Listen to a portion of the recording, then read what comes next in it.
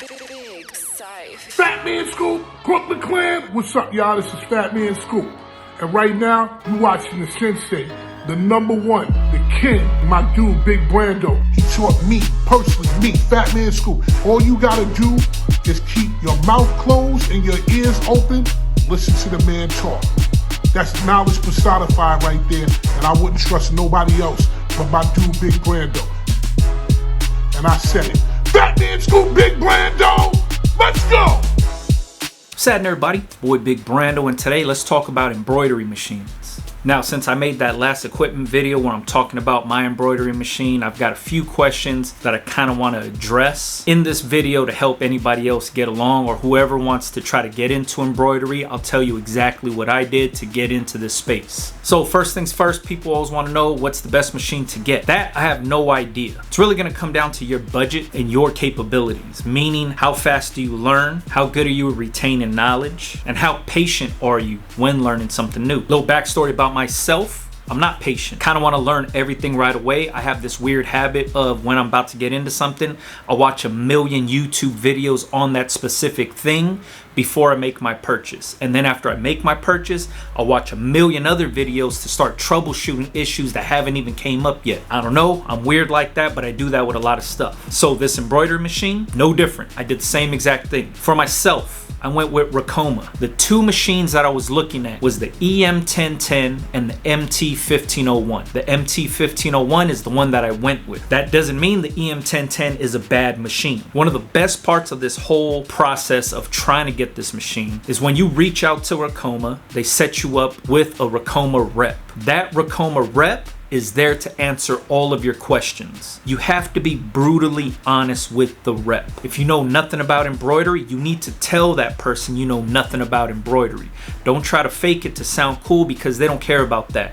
What they care about is trying to get you the machine that fits you the best. So when I got into asking about the two different machines, I wanted a single head machine. I really didn't care about how many needles each machine had. The difference is the EM1010 has 10 needles, the 1501 has 15 needles. So at the time, I didn't think needles meant anything until my rep broke it down for myself, because I was under the impression that 15 needles means I'm gonna be running 15 color designs all at once. And I haven't even went over like a 6 color design yet. So to think about doing a 15 color design was way out of the question. But that's where I was thinking wrong. The rep helped me figure out exactly what I needed. So the way I have my machine set up now is I have half of the needles set up for cap stitching, like 3D puff cap stitching on structured snapbacks, like 6-panel hats and stuff like that. And then the other half of the needles I have set up for flat stitching. So as a clear breakdown, just to let you know, I'll do 6 needles with the same color thread that I use majority of the time: white, black, red, blue, yellow,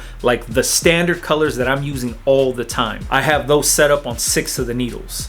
On the other 6 needles, I have the same exact colors set up in that machine: white, black, blue, red, yellow, the same exact colors, but I have this side set up just for hat stitching. I use titanium needles, and those ones are set up just for hats. The other 6 are set up for flat stitching. If I'm doing like hoodies or blankets, or if I'm doing something flat, that's what those needles are used for. And I use the regular standard needles that come with the machine on that side. Now you're like, man, that's only 12. You said you have a 15 needle machine. The other 3 are colors that I change out all the time. If it's a specialty color like gold, if it's something that I don't use all the time but the customer's requesting it, those 3 are there just to change out colors all the time. This is how I set up my machine. My rep helped me think about this, because like I said, when we're talking about needles, I'm thinking like, man, I don't need a 15 needle machine. That's crazy. And I'm thinking I'm only going to be doing, 15 different colors. That's not what it is. So the way I set up my machine to make it easier on me workflow wise is 6 of the needles with the same standard colors that I use all the time, set up for hat stitching, 3D puff hat stitching, 6-panel structured hats, 6-panel fitted hats. That's what those needles are set up for. The other 6 set up for flat stitching only. When I'm using flat hoops, if I'm doing patchwork, whatever it is, those ones are set up just for flat stitching. The other 3 are so I could change out colors based on the job that I'm doing. If I'm using colors that aren't in my 6 primary colors, I'm swapping out different colors, and those 3 get interchanged all the time. So like I said, this isn't something that I watched another YouTube video about. This isn't something that somebody that's in the embroidery space told me about. I learned this from my rep, which helped me make my decision on the machine I wanted. Now, when I went into this, I was all over the place talking about, yeah, I'm gonna do embroidery on everything. Mainly I wanted to do hats, but mainly I wanted to do hats for myself. I wasn't thinking about stitching for other people. I was only thinking about stitching for myself, meaning my hats for my brand. I got like a million different LA logos I want to stitch on hats. That's what I was going to use it for. Now I do so much stitching for previous clients that it's crazy. So I'm very, very satisfied with my purchase of going with the MT1501, which is their commercial grade machine, single head machine. And that's what helped me make the decision. Was I had to be honest with myself on how much work I thought I would be having in-house. When I talk to the rep, I'm talking about, yeah, I'm just gonna stitch for myself. I'm planning on doing this. Maybe I'll do some hoodies. Maybe I'm only gonna be doing this size logo. I'm not gonna be doing anything big. So that's why I was leaning towards the EM1010, which was the 10 needle machine. But then when my rep found out that I own a shop and that I have clients coming in, she let me know that I would probably find more ways to use my machine outside of just doing it for myself. This wasn't a sales tactic. This was just something to open my eyes to be realistic with myself. So this is why I think talking to a representative and asking all of your questions out the gate is crucial to investing in a machine like this. Now, is Ricoma the only embroidery machine out there? No, there's a lot of other companies, and I talked to a lot of other companies, and you guys already know this, but the reason I went with Ricoma was because of their customer service. It was a lot easier to contact the rep. I was never sold any machine out the gate. They weren't trying to sell me the most expensive thing. We talked about my budget. We talked about my needs. We talked about maintenance, upkeep, consumables. We talked about everything. Any question I had, I was shooting it to my rep. At the end of the day, I went with the MT1501 because it was the best fit for my needs at the time. The EM1010 would have been a very good option for myself if I was still operating out of the house. But one of the best parts of the Ricoma embroidery experience is there were so many content creators that already own these machines that helped make my decision a lot easier, because I seen people using them, I seen people troubleshooting them, and I seen how much work these other content creators were doing. And the cool thing is, like A-Dub Productions, Heart and Hustle already had these machines working and running. So like I said, I do a lot of research on YouTube when I kind of fixate myself on something that I want to get into, and then when I pull the trigger and actually purchase something, waiting for that thing to get delivered, I was on YouTube all day long watching videos of other people using Ricoma machines, so I was prepared for what was going on. So I'm over here learning about thread breaks and tension and all that before I even get the machine.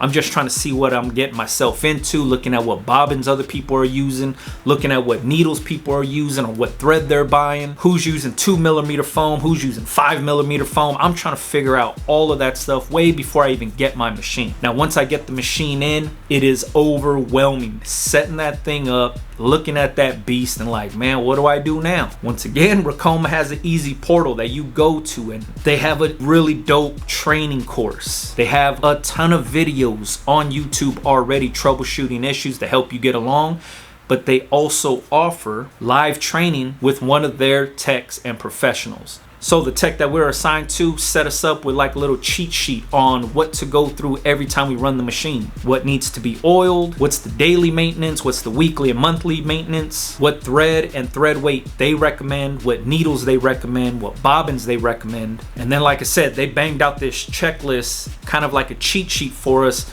step by step on what to do. Turn on the machine. This is what you check. This is how you upload the file. This is how you take the file from the USB drive and put it onto the internal memory. This is how you locate the file. This is how you hoop the hat. This is how you tell the machine what hoop you're using. This is how you change your colors, pick the thread color, figure out what needles and assign it to whatever you have going on in your design. This is the speed you should be at. All of that stuff broken down in our first training. Like I said, we banged through like an hour of just getting familiar with it, and then it was just jumping right in, touching buttons and figuring everything out. I haven't had too many issues where I had to reach out to customer service, but I had a few that was easily remedied by, we already have a YouTube regarding this. One of them was it wasn't recognizing the needle. They pointed me in the direction to a YouTube to clear that error and figure everything out. It just made the process way easier for myself. So for everybody asking all the questions, I'm probably the worst person to ask those questions to, and I highly recommend you reaching out to Ricoma and just talking to a rep. When you reach out to a rep, it doesn't mean that you're buying anything. It doesn't mean that you're signing up for anything. It doesn't mean that that rep is gonna be constantly badgering you, trying to get you to buy a machine. No. One, they're not gonna sell a machine to somebody that's not ready for a machine because they don't wanna have to deal with the headache of that, but also they wanna make sure that the person investing in the machine is getting the right machine for what they need. Because I have two homeboys that reached out and they thought they were gonna get like a 6-head machine, like a really big machine. And after talking to the rep, these dudes had got smaller machines after talking to the rep.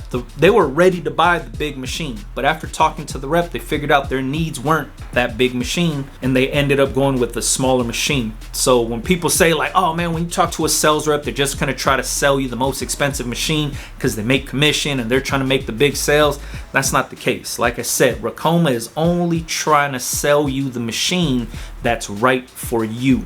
And my homeboys are a perfect example. They went in there guns a-blazing, ready to drop money on a 6-head machine. And once the rep found out exactly what they were planning on doing, they didn't need that big machine. So the rep was able to save them a ton of money, get them a smaller machine, and those dudes are more than happy with that purchase. So if you're looking into getting into embroidery, contact these sales reps, talk to them, ask them every question that you plan on asking me, ask them. They're there to help you. They can answer the questions better than I can. Like I said, my list of questions was more on an operator's point of view, meaning how do I thread the machine? What do I do when I get birds nesting? What is birds nesting? These are all the things I was finding on YouTube and I was asking the reps and they cleared up everything for me. So if you got questions about embroidery, how much does the machine cost? Can you afford the machine? What's the price difference between EM1010, MT1501? Ask them. They'll break everything down for you. And if that machine's not right for you, so be it. There's no commitment just because you reach out to them. You're just getting as much information as possible. That's all it is. I'm not trying to sell you on the machine. Shit, if you want to get whatever machine you want from any company you want, go for it. I highly recommend anybody that already outsources embroidery to invest in their own embroidery machine. And you could easily see how quick a lot of people upgrade their machine. Just look at Heart and Hustle. He got a big machine and he went from a single head machine. A-Dub Productions got a few machines. You could see how quick people scale up once they get their first machine, and it's crazy. So if you're thinking about it, check it out. The link is always in the description box for anybody interested in it. And like I said, man, the link doesn't mean you're buying something. It's just getting more information for yourself. Look at all the machines they got. Ask them for all the literature on every machine they got so you could read it over and check it out and then start asking questions. Do not just go based on the guy on YouTube talking about the machines. Talk to these sales reps. Trust me, it'll help you out. They'll answer way more questions than I can, all right? Don't forget to follow me on Instagram if you wanted to, Big Brando TV. Catch you guys on the next one, man. Yeah.